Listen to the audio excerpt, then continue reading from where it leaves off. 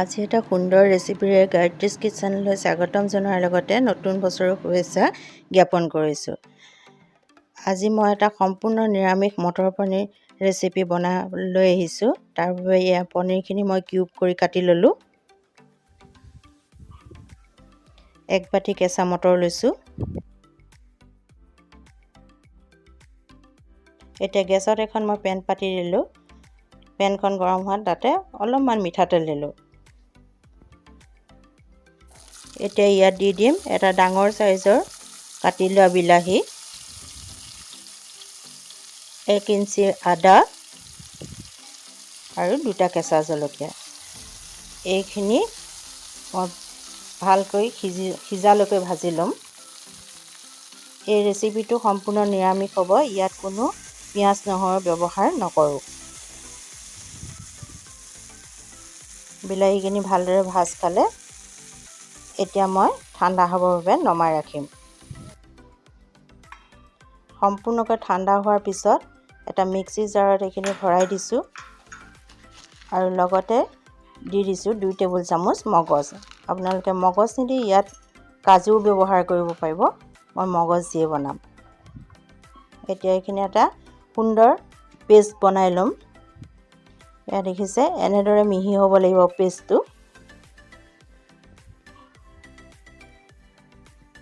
পুনৰ মই গেছত একেখন পেনকৈ পাতি দিলোঁ আৰু তাত অলপমান মিঠাতেল দি দিছোঁ। মই মিঠাতেল ব্যৱহাৰ কৰিছোঁ, আপোনালোকে ৰিফাইনো ব্যৱহাৰ কৰিব পাৰিব। এতিয়া ইয়াতে পনীৰখিনি অকণমান ৰঙচুৱাকৈ ভাজি ল'ম। মটৰ পনীৰখিনি অকণমান ৰঙচুৱাকৈ ভাজি ল'লে দেখিবলৈ বৰ ধুনীয়া হয়। এই পনীৰ মই ঘৰতে বনাইছোঁ। আপোনালোকক যদি ঘৰত কেনেকৈ পনীৰ বনাব পাৰি তাৰ ৰেচিপি লাগে মোক কমেণ্ট যোগে জনাব।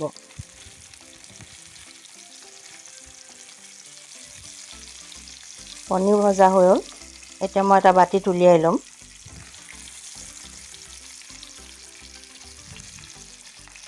পিঁয়াজ নহৰু নিদিয়াকৈ বনালে বৰ ধুনীয়া হয় খাবলৈ। আপোনালোকে বনাইছেনে মই নাজানো। কোনে কোনে বনাইছে মোক কমেণ্ট যোগে জনাবচোন।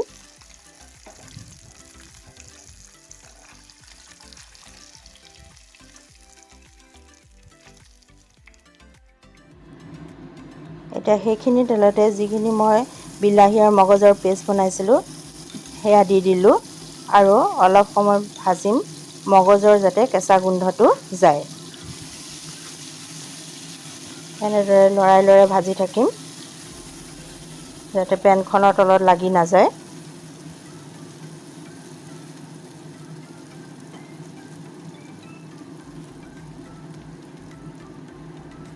এতিয়া ইয়াতে মই দি দিম 1 চাহ চামুচ ধনিয়া পাউডাৰ,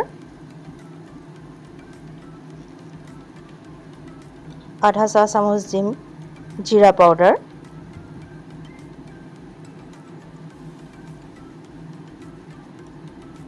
আধা চাহ চামুচ Kashmiri red chilli powder. Red chilli পাউডাৰটো মই কালাৰৰ বাবে ব্যৱহাৰ কৰিছোঁ। ৰেড চিলি পাউডাৰ দিলে কালাৰটো বৰ ধুনীয়া হয়। আৰু দি দিলোঁ 1 চাহ চামুচৰ 4/4 এভাগ হালধি আৰু সোৱাদ অনুসৰি নিমখ। এতিয়া গোটেইখিনি এবাৰ ভালদৰে লৰাই দিম আৰু মছলাখিনি কেঁচা গোন্ধ যোৱালৈকে ভাজি থাকিম।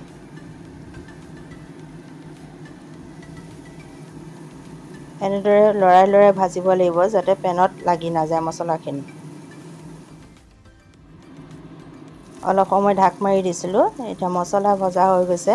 তাৰপিছত মছলাৰ কাষত তেল বিৰিঙি আহিলে এনেদৰে মছলাখিনি ভাজিলে গ্ৰেভিখন বৰ ধুনীয়া হয়।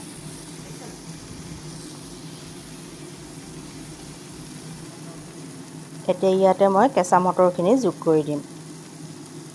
ভালদৰে লৰাই অলপ সময় ভাজিম যাতে মটৰখিনি সিজে।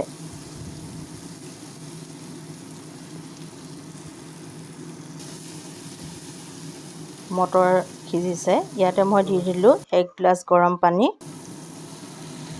আপোনালোকে পানীটো নিজৰ প্ৰয়োজন মতে দিব। গ্ৰেভিটো যিমান ডাঠ বা পাতল কৰিব সেই অনুপাতে পানী দিব। মই 1 গিলাচেই দিছোঁ। মই বৰ বেছি পনীয়া নকৰোঁ। মটৰ সিজিলে মই ইয়াতে ভাজি ৰখা পনীৰখিনি যোগ কৰি দিছোঁ।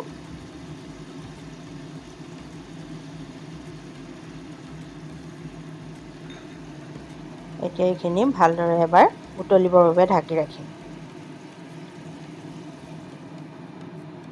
আপোনালোকে যিসকলে মোৰ চেনেলত নতুনকৈ চাইছে প্লিজ মোৰ চেনেলটো ছাবস্ক্ৰাইব কৰি ল'ব। এতিয়া মটৰ পনীৰত মই দি দিলোঁ অলপমান কচুৰি মেথি দিলে ইয়াৰ গোন্ধটো বৰ ধুনীয়া হয়। আপোনালোকে কচুৰি মেথি নিদি ইয়াত ধনিয়া পাতো মিহি মিহিকৈ কাটি দিব পাৰিব। মটৰ পনীৰ হৈ গৈছে।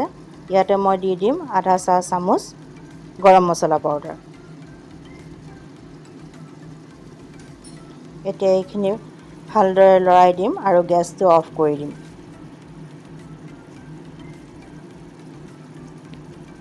এতিয়া মই 2 মিনিটমান সময় ঢাকি ৰাখিছোঁ। চাওকচোন পিঁয়াজ নহৰু নিদিয়াকৈ বনোৱা মটৰ পনীৰ কি ধুনীয়া কালাৰ হৈছে। এনেদৰে আপোনালোকেও যদি বনোৱা নাই বনাব।